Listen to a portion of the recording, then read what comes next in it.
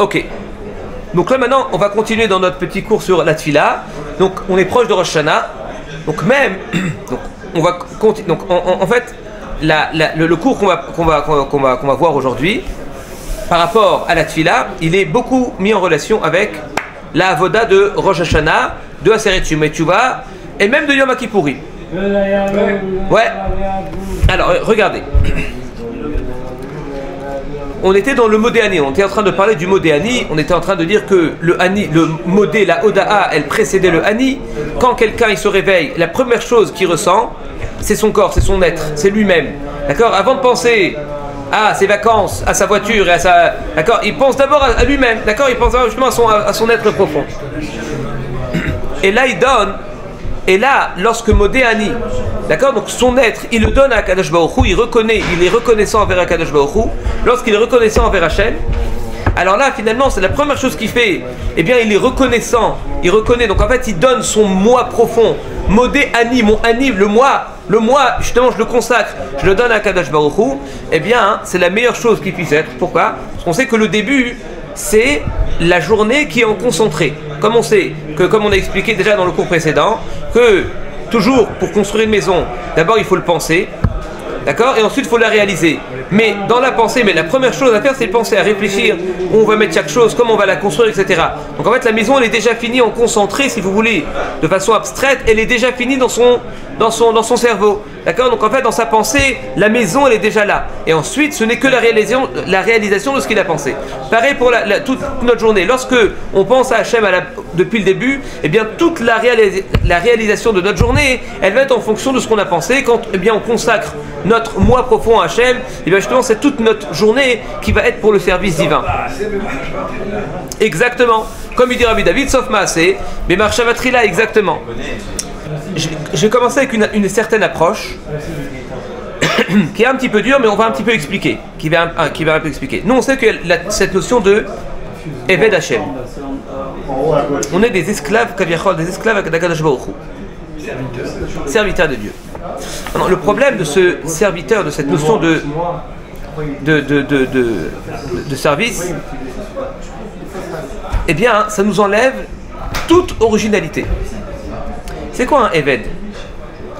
Il appartient à son maître totalement. Il appartient, voilà. Il n'a aucune, ce qu'on appelle, il n'a pas un moi. Son moi n'existe pas. Tout son moi, il appartient à son maître. Il est complètement annulé. Il n'a aucune signification qu'Abiachol, aucune personnalité, aucune série. Et ça, c'est très dur. Pourquoi maintenant, toujours, il y a justement ce combat entre la Avodat Hashem et notre moi? Parce que le moi, il veut exister. Dire, moi aussi, je suis là. Moi aussi, j'existe. Donc si maintenant je m'annule complètement à Hachem, et c'est le travail qu'on nous demande un petit peu, alors du coup le Ani, le moi, il est complètement écrasé, et c'est ça la confrontation qu'il y a entre nos pulsions, notre volonté, et d'un autre côté le service d'Akadosh Baruch Hu. Il faut savoir comment concilier ces deux notions-là. Déjà en amont, il faut savoir que Akadosh Baruch Hu, il nous a laissé. Par exemple, je vous donne un exemple. Il y a 70 façons d'expliquer la Torah fois 600 000 personnes. C'est-à-dire qu'en fait, chaque personne, il a sa propre vision qui lui est personnelle et propre dans la Torah. Grand 1. Oui. Grand 2. 4 millions 2. Grand 2. On a chacun une fonction qui est très précise sur Terre. Le médecin, sa fonction, c'est d'être médecin. Ça fait partie de sa Avodat Hashem. Celui qui est plombier, celui qui est plombier, sa Avodat Hashem, c'est aussi. Akadosh Baruch Hu, il a mis, d'accord, il a fait un monde de telle sorte à ce que chacun il a une fonction, et c'est comme ça que le monde y marche.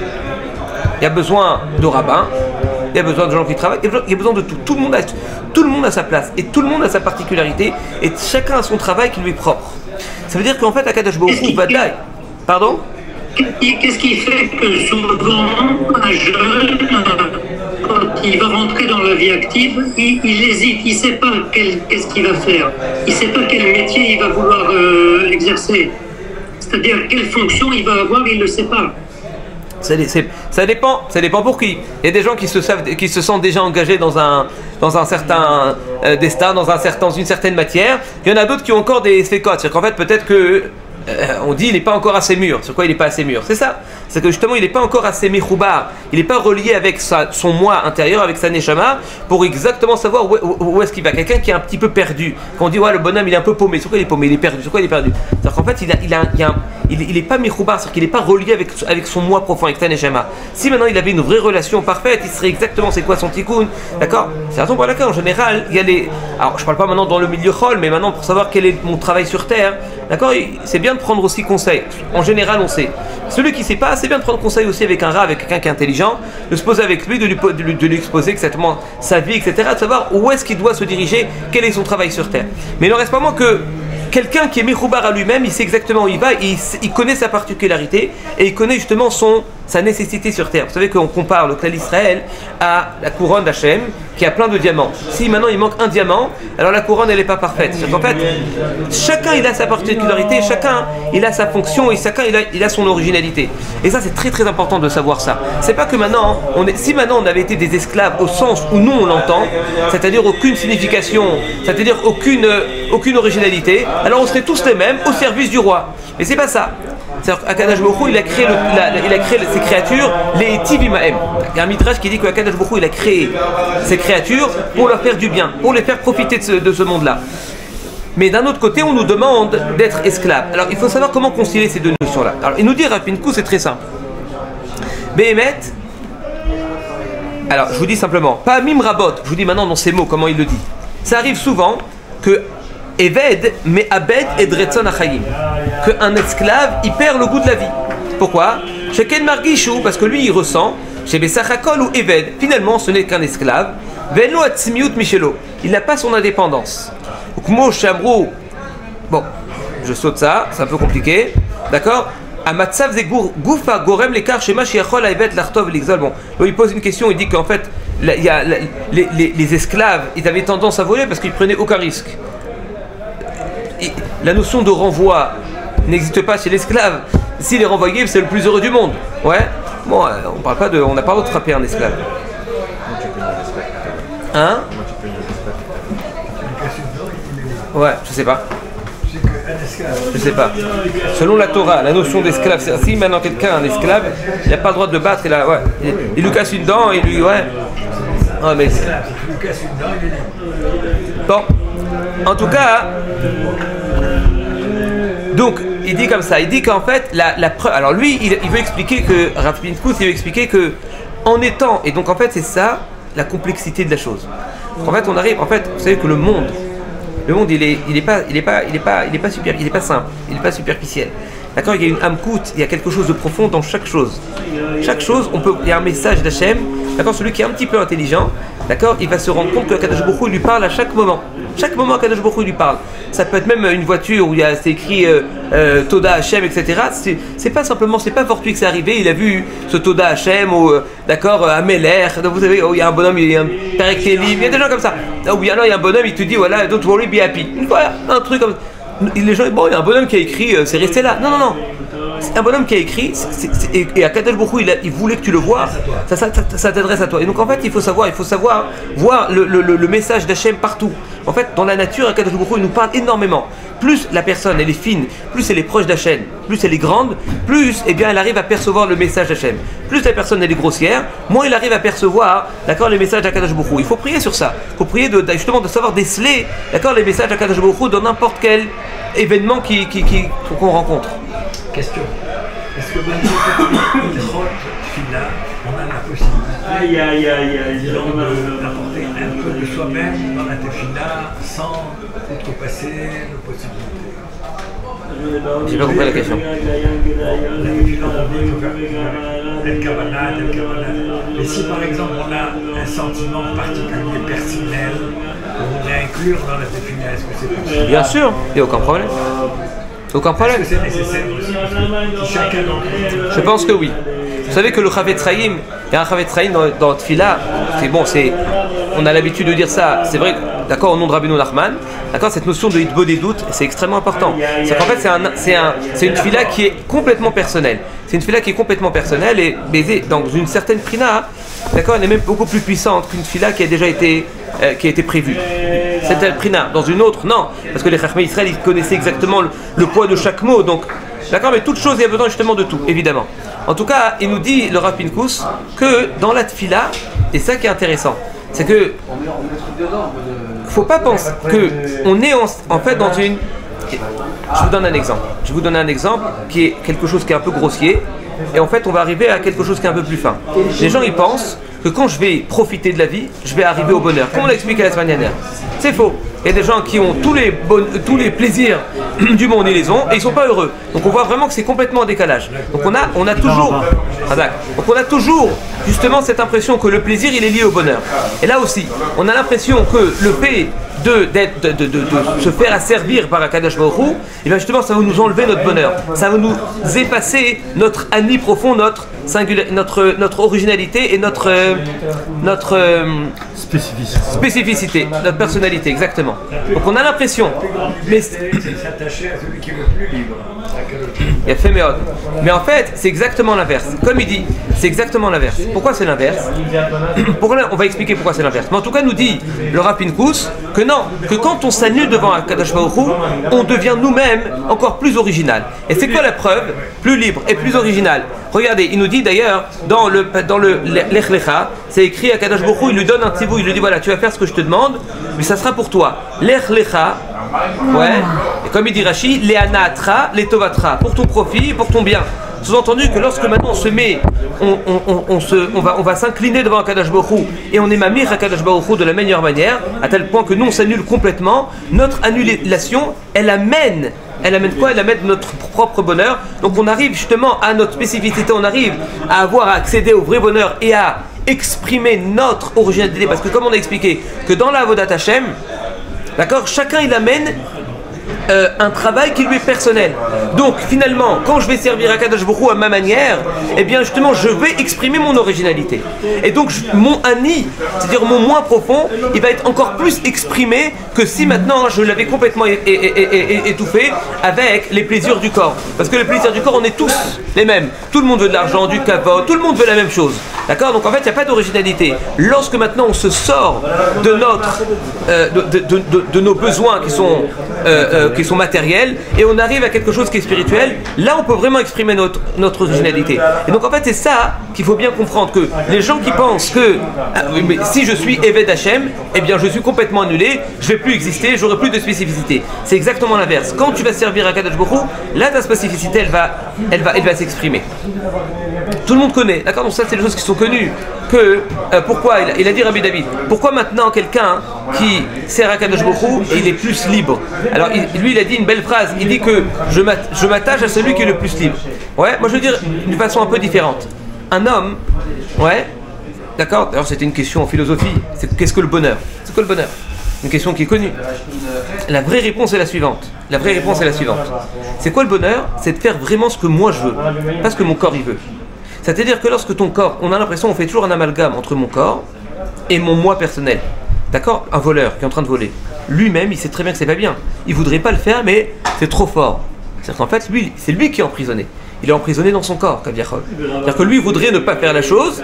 Lui, c'est sa vraie volonté, mais il peut pas. Il a les mains liées par rapport à son Yetzerara. Donc en fait, celui qui est vraiment emprisonné, celui qui n'est pas libre, c'est celui qui fait exactement tout ce qu'il veut. Parce que celui qui fait tout ce qu'il veut, il est complètement il est complètement annulé par rapport à son corps, et donc du coup il va plus exprimer ce qu'il est vraiment. Mais quelqu'un qui se domine, qui est au-dessus de son corps, donc qui se rattache à Kadosh Baruch Hu, lui justement il va exprimer exactement ce qu'il veut vraiment. Donc en fait sa spécificité, son originalité, et c'est comme ça qu'il arrivera à un accès Kaviachol qui sera plus libre. Parce que la liberté, c'est exactement le fait de s'annuler devant Kadosh Baruch Hu, c'est ça la liberté. C'est comme ça qu'on peut mieux exprimer, qu'on peut arriver finalement au bonheur.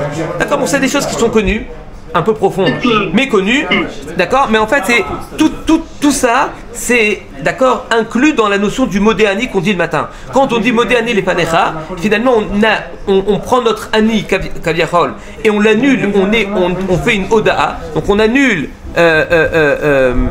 notre moi profond vers Akadosh Baruch Hu, et justement ensuite on arrive, d'accord, à se dépasser.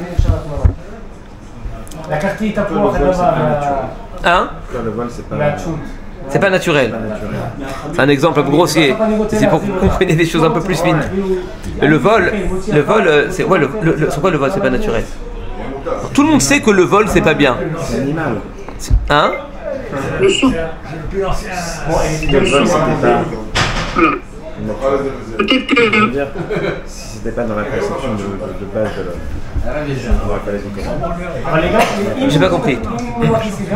Il y a deux choses. Par exemple, le vol, les gens ils comprennent qu'il faut pas voler parce que sinon on pourrait pas vivre. Ouais, mais à la base. Mais à la base, ouais, t'as envie. Si maintenant tu prends un bonhomme, d'accord, qui ne croit pas en Dieu, tu lui dis, tu sais quoi, on va rien. T'as la possibilité de voler, donc personne va t'attraper. Ouais, évidemment qu'il va le faire. Pourquoi? Parce que c'est.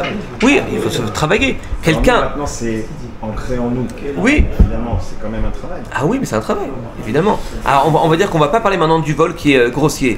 Mais d'accord, mais tous ceux qui sont dans des magouilles, dans des trucs un peu douteux, forex et compagnie, etc. À part le Chilou Lachem, à part justement l'horreur qu'ils font, d'accord, mais même par rapport à eux-mêmes. Ouais, mais ça, ces gens-là.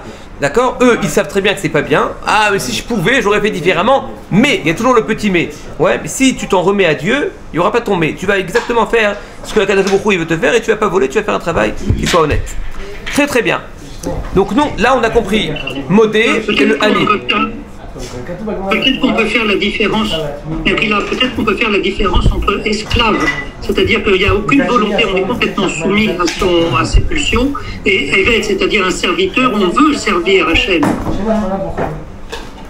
Oui, c'est joli, c'est joli. C'est joli. Les fanecha, amen. Les fanecha, c'est quoi les fanecha? Donc là, on est Modé Hani, les fanecha. Donc on est devant nous. Donc on a dit Modé, c'est une oda'a, c'est-à-dire que je reconnais le Hani, c'est-à-dire que mon moi, je le remets dans les mains d'Akadosh Baruch Hu. Les fanecha, le troisième mot, c'est quoi? C'est les fanecha. Amila shlishit, c'est les fanecha. Medoubar be ani. Aval ou omed les fanecha, c'est-à-dire que le moi, mon être, eh bien, il est devant toi. Et là, voilà, c'est-à-dire qu'on est toujours devant Akadosh Baruch Hu. D'accord? D'accord, donc en fait, cette notion de ce qu'on appelle Shiviti Hashem les Negdik Tamid. Et ça, c'est le travail de tout juif, de savoir qu'on est face à Kadosh Baruch Hu à chaque instant. Et en particulier dans le mois de Elul, on est dans le mois de Elul, d'accord, on s'approche bientôt de Rosh Hashanah, d'accord, donc vous savez que le travail principal de Rosh Hashanah, Al-Pi Kabbalah, je vous dis ça Al-Pi Kabbalah, c'est quoi un Meler? C'est-à-dire que de s'annuler. D'accord? Si maintenant, eh bien, le bonhomme il a plein de kavod, ou il s'énerve, quelqu'un qui s'énerve, c'est quoi qui s'énerve? C'est qu'en fait, tout doit être dans mon contrôle. Si je contrôle plus et il y a un truc qui ne va pas dans mon. Alors là, je vais m'énerver parce que moi, d'accord, ma DA, etc., elle existe. D'accord? Donc en fait, c'est une surexistence, Kaviachol. Ouais? Si vous voulez. Quand maintenant je m'annule devant un roi, donc du coup, j'ai plus. D'accord, donc mon ratson c'est de faire sa volonté. Donc évidemment je vais pas avoir de l'orgueil, je vais pas m'énerver. C'est pour ça que pendant ces jours de Rosh Hashanah, en tout cas, à plus forte raison à s'arrêter Metchoua, etc. Eh bien il faut faire attention, d'accord, de ne pas avoir de kavod, de ne pas s'énerver, d'accord, d'être toujours très calme, d'être toujours face à Akadosh Baruch Hu. Toute l'année, d'accord, il faut avoir ce ressenti d'être face à Akadosh Baruch Hu. Mais en particulier pendant ces moments-là où le ikar du travail, eh bien justement il est des mamlich Hashem, c'est-à-dire de faire appartenir la royauté à Akadosh Baruch Hu. À ce moment-là, dès que, eh bien on est mamlich, d'accord, comment on traduit mamlich? On fait régner. Fait régner, ouais, peut-être. D'accord, on fait régner Akadosh Baruch Hu, c'est justement en s'annulant complètement. Le Breslev, il a une petite définition très succincte. Il dit voilà, dame, quand on a dit dame, on faut le transformer en dôme, c'est-à-dire en sauté. Il faut créer le silence en soi pour réduire le dame en dôme. Il a fait très joli, très joli.